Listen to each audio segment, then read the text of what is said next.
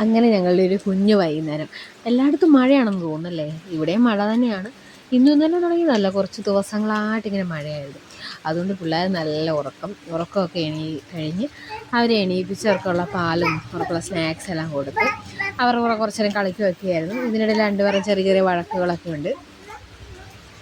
അത് കഴിഞ്ഞ് ഇവർക്ക് വൈകിട്ടത്തിന് ചിക്കൻ ആക്കാമെന്ന് വിചാരിച്ചു. കാരണം ഇവർക്ക് ചിക്കൻ ഫ്രൈ ഉണ്ടെങ്കിലേ ചോറ് പെട്ടെന്ന് കഴിക്കത്തുള്ളൂ.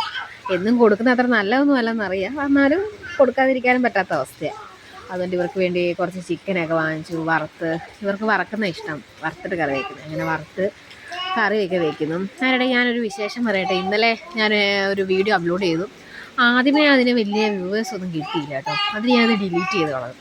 പിന്നെ 1 മണിക്കൂറിന് ശേഷം ഞാൻ പിന്നെ അത് അപ്ലോഡ് ചെയ്തു.